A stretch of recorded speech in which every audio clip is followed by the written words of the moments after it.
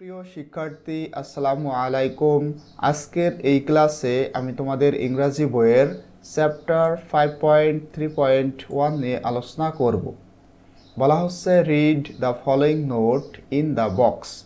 এখানে একটা নোট রয়েছে, এই নোটটি তোমাদেরকে পড়তে বলা হচ্ছে এবং নোটটি কিসের ওপরে? On the writing techniques for problem solution texts. এই যে টাইটেলটা তোমরা দেখতে পারছো, এটার ওপরে যে নোটটি রয়েছে সেটাই তোমাদেরকে পড়তে হবে। And share your understanding in pairs or groups. এবং এই নোটটি পড়ার পরে তোমাদের আন্ডারস্ট্যান্ডিং মানে তোমরা কি বুঝতে পারছো সেটা ইন পেয়ার্স অর গ্রুপস জোড়ায় অথবা দলে শেয়ার করতে হবে। লেটার পরবর্তীতে share it with the whole class, পরবর্তীতে পুরো ক্লাসে এটা শেয়ার করতে হবে। তো এখন আমরা এই নোটটি পড়ব। এখানে যে চ্যাপ্টারটা রয়েছে অর্থাৎ 5.3.1, এই চ্যাপ্টারটা বেশ খানিকটা বড়, যার কারণে ভিডিওটা আমি কয়েকটা পার্ট করব। তোমরা প্রতিটা পার্টের ভিডিও আমাদের এই চ্যানেলের প্লেলিস্টে পেয়ে যাবে এবং প্লেলিস্টের লিংক এই ভিডিও ডেসক্রিপশনে দেওয়া থাকবে। আজকের এই ভিডিওতে আমরা শুরু থেকে এই পর্যন্ত পড়ব এবং এটা হবে আমাদের পার্ট 1। দেন এখান থেকে আমরা এই পর্যন্ত পড়ব, এটা আমাদের পার্ট 2 এবং এখান থেকে ইন্ট্রোডাকশন থেকে একেবারে এই পর্যন্ত এটা আমাদের পার্ট 3 এবং বাকিগুলো হবে পার্ট 4। আশা করছি তোমরা সমস্ত ভিডিওর লিংক আমাদের এই চ্যানেলের প্লেলিস্টে পেয়ে যাবে। সুতরাং অবশ্যই তোমরা প্লেলিস্টটি ফলো করবে, মানে যদি তোমাদের খুঁজে পেতে কষ্ট হয় তাহলে অবশ্যই প্লেলিস্টটি ফলো করবে। তো দেখো এখন আমরা এই নোটটি পড়ব। এখানে যে নোটটি রয়েছে এটার অর্থ যদি একটু বলি, the writing techniques for problem solution texts. সমস্যা, প্রবলেম মানে সমস্যা, সলিউশন মানে সমাধান, আর টেক্স মানে পার্ট। এই যে একটা টেক্স এখানে রয়েছে প্রবলেম সলিউশন টেক্স, তোমরা যদি কোনো একটা এসে লিখতে চাও সেখানে প্রবলেম থাকবে এবং সলিউশন থাকবে, মানে সমস্যা থাকবে এবং সমাধানও দিতে হবে। এমন কোনো টেক্সট বা এসে যদি লিখতে চাও, লেখার জন্য যে সমস্ত টেকনিক্স মানে কৌশলগুলো তোমাদের জানা থাকা দরকার, সেটা আমরা এখান থেকে অর্থাৎ এই নোট থেকে জানতে পারবো। তো দেখো শুরুতে বলা হচ্ছে প্রবলেম সলিউশন টেক্স। প্রবলেম মানে কি? সমস্যা, আর সলিউশন মানে সমাধান, টেক্স মানে পার্ট, সমস্যা সমাধান পার্ট। তো আমি এটা বারবার ইংলিশটাই বলে যাব, তোমরা একটু এটা বুঝে নিবে। Problem solution texts is a popular form of writing. এটা লেখার একটি জনপ্রিয় গঠন। পপুলার মানে জনপ্রিয়, ফর্ম মানে গঠন। হিয়ার এখানে রাইটার্স যারা এটা লিখে তারা ফার্স্ট ডেসক্রাইব প্রথমে বর্ণনা করে, অর ডিসকাস অথবা আলোচনা করে, এ প্রবলেম একটি সমস্যা। মানে যখন কোনো একটা রাইটার এই ধরনের কোনো টেক্সট লিখে সেখানে প্রথমত তারা ডেসক্রাইব করে অথবা ডিসকাস করে একটি সমস্যা নিয়ে। দেন কনভিন্স দ্য রিডার, তারপরে যারা পাঠক আছে তাদেরকে কনভিন্স করে। কনভিন্স মানে বোঝানো, তাদেরকে বোঝায় কি করতে? টু কেয়ার অ্যাবাউট ইট, এটা সম্পর্কে যত্ন নিতে, মানে পাঠকদেরকে একটু ভালো করে পড়তে বলে। অ্যান্ড ফাইনালি এবং অবশেষে সাজেস্ট সলিউশনস, অবশেষে তারা কি করে? সাজেস্ট করে সলিউশন মানে সমাধান সম্পর্কে কথা বলে। A good problem solution texts, একটি ভালো প্রবলেম সলিউশন টেক্স সাজেস্ট পরামর্শ দেয় one or some well explained solution. একটি ভালো সলিউশন টেক্স সাজেস্ট করে, পরামর্শ দেয় একটি অথবা কিছু ভালো ব্যাখ্যামূলক সমাধান। ওয়েল এক্সপ্লেইন মানে ভালো ব্যাখ্যা, আর সলিউশন মানে সমাধান। কেন? টু সলভ দ্য প্রবলেম, সমস্যা সমাধান করতে। In this type of writing, এই ধরনের লেখার ক্ষেত্রে দ্য ফোকাস ইজ ইকুয়ালি, ফোকাসটা করা হয় একেবারে সমানভাবে। কিসের ওপরে? অন বোথ মানে উভয়ের ওপরে। উভয় বলতে the problem and the solution, সমস্যা এবং সমাধান, এই দুইটা জিনিসের ওপরে সমানভাবে ফোকাস করা হয়। নাও এখন look at the following structure চলো নিচে যে স্ট্রাকচার রয়েছে সেটা দেখি। স্ট্রাকচার মানে গঠন। সব কিছুরই কিন্তু একটি স্ট্রাকচার থাকে, একটা গঠন থাকে, সেই গঠন অনুসারে বাকিগুলা কমপ্লিট হয়। যেমন আমি যদি তোমাদেরকে বলি যে প্রেজেন্ট ইনডিফিনাইট টেন্সের স্ট্রাকচার কি, তখন তোমরা কি বলবে? প্রথমে সাবজেক্ট, তারপরে মেইন ভার্ব বা মূল ভার্ব, তারপরে এক্সটেনশন। এটা হলো প্রেজেন্ট ইনডিফিনাইট টেন্সের স্ট্রাকচার। এভাবে এই ধরনের টেক্সেরও একটা গঠন রয়েছে, সেটা এখন আমরা দেখব। এবং এই গঠনটা যেটা উইল হেল্প ইউ, তোমাকে সাহায্য করবে টু রাইট, লিখতে well constructed problem solution text, একটা খুবই সুন্দর প্রবলেম সলিউশন টেক্সট লিখতে তোমাকে এই যে স্ট্রাকচার এটা সাহায্য করবে। The structure of a problem solution text, এবং প্রবলেম সলিউশন টেক্সটের যে স্ট্রাকচার সেটা দেখো এখানে রয়েছে। তাহলে এই ধরনের টেক্সট লিখতে অবশ্যই আমাদের এই স্ট্রাকচারটি ফলো করতে হবে। স্ট্রাকচারটি কেমন দেখো, প্রথমে ইন্ট্রোডাকশন থাকতে হবে, এরপরে মেইন বডি প্যারাগ্রাফ 1 থাকতে হবে, অর্থাৎ এখানে কজ থাকতে হবে, কারণ থাকতে হবে। এরপরে মেইন বডি প্যারাগ্রাফ 2, এখানে সলিউশন থাকতে হবে।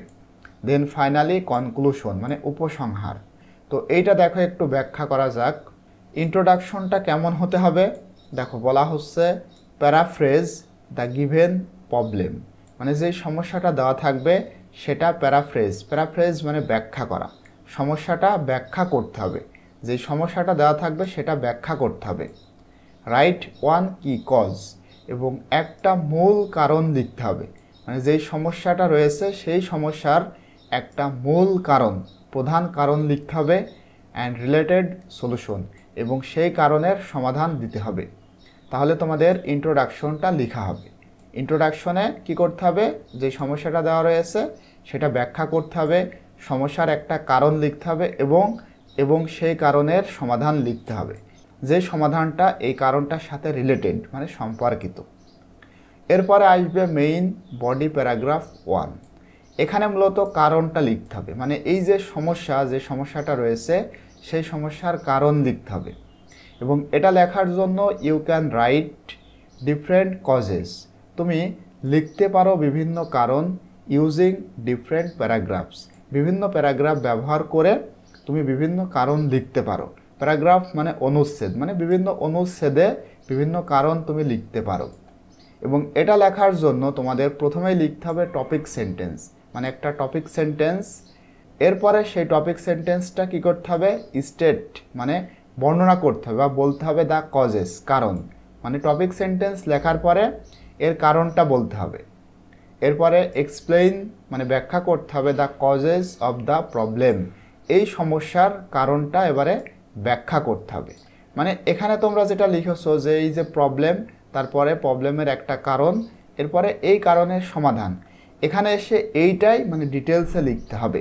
টপিক সেন্টেন্স লিখে সেটার কারণ লিখতে হবে, এরপরে এই যে সমস্যা, এই সমস্যার কারণটা ব্যাখ্যা করতে হবে। এরপরে গিভ অ্যান এক্সাম্পল, একটা উদাহরণ দিতে হবে, মিনিমাম একটা, তোমরা যদি চাও তাহলে একের অধিকও এক্সাম্পল দিতে পারো। এরপরে মেইন বডি প্যারাগ্রাফ 2, এখানে তোমাদের সলিউশন দিতে হবে, মানে এখানে যে তোমরা কারণটা লিখলে সেই কারণের সলিউশন নিয়ে কথা বলতে হবে।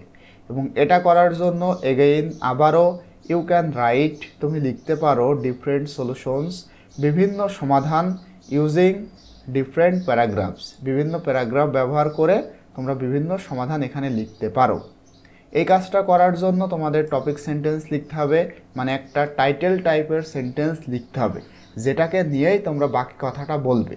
তাহলে একটা টপিক সেন্টেন্স লিখতে হবে এবং এইটা স্টেট দ্য সলিউশনস, সমাধান নিয়ে বলতে হবে। টপিক সেন্টেন্স লেখার পরে সেটার সমাধান সম্পর্কে বলতে হবে। এরপরে এক্সপ্লেইন করতে হবে, ব্যাখ্যা করতে হবে দ্য সলিউশনস, সমাধানের, in relation to the problem, মানে এমন সমাধানের কথা বলতে হবে যেটার সম্পর্ক রয়েছে এই সমস্যার সাথে, মানে এই প্রবলেমের সাথে যেটার সম্পর্ক রয়েছে। আবল তাবল কোনো সমাধান বললে হবে না। এরপরে গিভ অ্যান এক্সাম্পল, তোমাদের একটা উদাহরণ দিতে হবে। ফাইনালি তোমাদেরকে লিখতে হবে কনক্লুশন, মানে উপসংহার। এবং এই কনক্লুশনটা তোমরা কিভাবে লিখবে দেখো, বলা হচ্ছে সামারাইজ দ্য কি পয়েন্টস, মানে এই যে পুরো এসে, এই এসের যে মূল পয়েন্ট, মূল যে কথা, সেইটারে সামারাইজ মানে সেইটাই সংক্ষেপে এখানে লিখতে হবে। তো আশা করছি তোমরা এটা বুঝতে পেরেছো। এরপরেও যদি তোমাদের বুঝতে কোনো প্রকার প্রবলেম হয়ে থাকে অবশ্যই আমাকে কমেন্টে জানাবে। ইনশাল্লাহ পরবর্তীতে তোমাদের মানে যেভাবে তোমরা চাও, প্রয়োজন হলে ইনশাল্লাহ আমি লাইভে এসে তোমাদেরকে বোঝানোর চেষ্টা করব। এরপরে দেখো বলা হচ্ছে ফর বেটার আন্ডারস্ট্যান্ডিং, ভালো করে বুঝতে, মানে এই যে স্ট্রাকচার বা গঠন আমরা দেখলাম, এইটা ভালো করে বুঝতে লেটস রাইট, চলো লিখি আ প্রবলেম সলিউশন এসে, একটা সমস্যা সমাধান এসে বা প্রবন্ধ চলো লেখি। ফলোয়িং দিস 4 স্টেপস স্ট্রাকচার, এই যে 4টা ধাপের স্ট্রাকচার এখানে রয়েছে, এটাকে ফলো করে চলো আমরা একটি প্রবলেম সলিউশন এসে লিখি। মানে এখানে দেখো 4টা রয়েছে, এই 4টা ফলো করে চলো এখন একটা প্রবলেম সলিউশন এসে লেখা যাক। তো আমরা কিসের ওপরে লিখব? দেখো বলা হচ্ছে সাপোজ, মনে করো আওয়ার কোয়েশ্চেন ইজ, আমাদের প্রশ্নটা হলো এই যে এখান থেকে এই প্রশ্ন, এবং এটা নিয়েই কিন্তু বাকিগুলা রয়েছে। সুতরাং প্রশ্নটা একটু দেখো, বলা হচ্ছে আমাদের প্রশ্নটা হলো students are losing interest in attending school, শিক্ষার্থীরা আর লসিং হারিয়ে ফেলতেছে ইন্টারেস্ট মানে আগ্রহ। কিসের আগ্রহ? ইন অ্যাটেন্ডিং স্কুল, স্কুলে অ্যাটেন্ড হওয়া বা উপস্থিত হওয়ার আগ্রহ শিক্ষার্থীরা হারিয়ে ফেলতেছে। What do you think the causes are, এর কারণগুলা কি বলে তুমি মনে করো? মানে তারা যে তাদের আগ্রহ হারিয়ে ফেলতেছে এর কারণ কি, মানে তুমি কি চিন্তা করো? What solutions can you suggest, এবং এটার জন্য তুমি কি ধরনের সমাধান সাজেস্ট করতে পারো বা কি ধরনের সমাধান পরামর্শ দিতে পারো। তো এই যে একটা কোয়েশ্চেন এখানে রয়েছে, এইটা লেখা শুরু করার পূর্বে তোমাদেরকে বলা হচ্ছে বিফোর রাইটিং দ্য এসে, এই এসেটা লেখা শুরু করার পূর্বে লেটস ফলো, চলো অনুসরণ করি দিজ 3 স্টেপস, 3টা ধাপ, টু প্ল্যান ইয়োর এসে, তোমার এই যে এসে এটা যে তুমি লিখবে, এটা লেখার জন্য তোমার যে পরিকল্পনা, তোমার যে প্ল্যান, এইটা শুরু করার জন্য এখানে দেখো 3টা স্টেপ রয়েছে। এই স্টেপগুলা চলো আমরা অনুসরণ করি। এখানে যে স্টেপ 3টা রয়েছে, এই 3টা স্টেপ যদি তোমরা অনুসরণ করো তাহলে এই এসেটা লেখা তোমাদের খুবই সহজ হবে। সুতরাং পার্ট 2 এ গিয়ে আমরা এখান থেকে পড়া আরম্ভ করব।